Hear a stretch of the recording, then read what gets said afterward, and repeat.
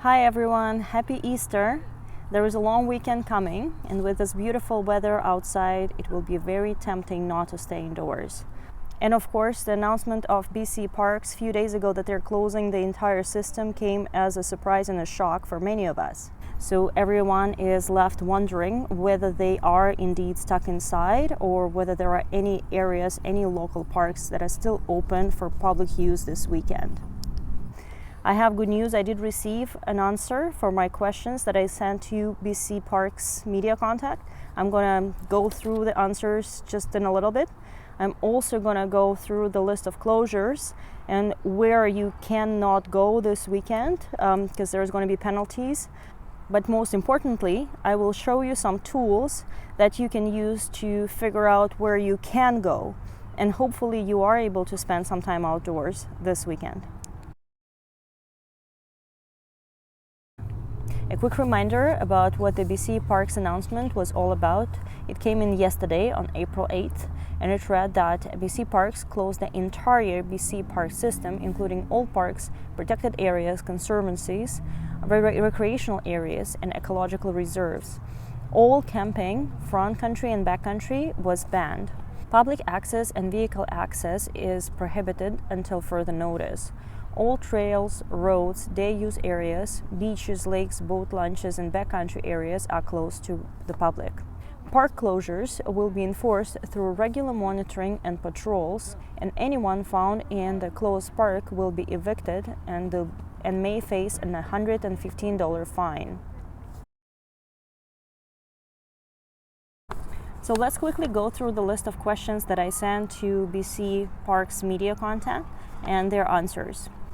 One of the first questions I sent was what is impacted? Are regional and municipal parks impacted as well as provincial parks? Their answer is this temporary closure affects all provincial parks, conservancies, recreational areas, and ecological reserves. Municipal parks are not in provincial jurisdiction. Any temporary closures of regional parks would be determined by local governments. The next question I had for BC Parks was, how are the Crown lands affected? Are there still Crown lands that are not managed by BC Parks and are open to local hikers? Their answer is, regarding Crown land, the Recreation Sites and Trails BC branch of Ministry of Forest Lands and Natural Resource Operations and Rural Development closed its campgrounds and amenities in response to COVID-19 situation effective March 21st. This temporary closure includes campgrounds where there is an increased likelihood of close contact with frequently touched surfaces, including toilets, kiosks, ticket booths, overnight shelters, and day-use shelters. Day-use shelters, backcountry cabins, warming huts, ticket booths, and snowmobile areas and other built-in facilities are closed. Backcountry trails will remain open, but maintenance services, including grooming, have been suspended.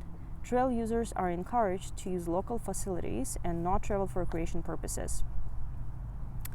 The facilities assessed by these groups also remain closed. Okay? So what it means here is that although the facilities are closed and the parking lots may be closed, the trails remain open. So when it comes to Crown lands, you can still hike backcountry without any fear of penalty. Now, the next question to the ministry was, how is the fine of $115 advertised in BC Parks statement would be enforced? The answer, park closures will be enforced through regular monitoring and patrols by park operators and park rangers. Signs are posted at various locations in closed parks to provide notice to the public, and barricades will be installed at access point as necessary. A closed park means no public access, whether by car or by foot. Anyone found in a closed park will be evicted and could face a $115 fine. Again, this relates to the parks which are under BC Parks jurisdictions only. Can people still park on the side of the road to access trails in a responsible manner? The answer is no. A closed park means absolutely no public access. So if the parking lot is closed, you cannot park on the side of the road and walk the trails. Anyone found in closed park will be evicted and could face a $115 fine. fines are levied per person. So if you are hiking as a family of 5 and you're caught, you will be facing with fine times 5. So let's figure out what else is closed and what is open, so you can enjoy a perfect weekend even if you get out for just a couple of hours. In addition to BC Parks, BC Hydro closed all of its recreational areas. That includes the famous Banzan Lake, as well as Stave Lake and Stave Falls, and some other places around Vancouver. Same as with BC Parks, you're not allowed to park your car at the side of the road outside of the parking lot and just hike the trail. The trails are closed. However, BC Hydro does not advertise any fines on their website. We don't know how it is going to be enforced. I will drop a link to BC Hydro lookup map at the bottom of this video so you can see which sites are affected. As of yesterday, April the 8th, a Vancouver Park Board has closed vehicle access to Stanley Park. So Stanley Park is still open for the bicycle and pedestrian traffic, but you can no longer go into Stanley Park and park there.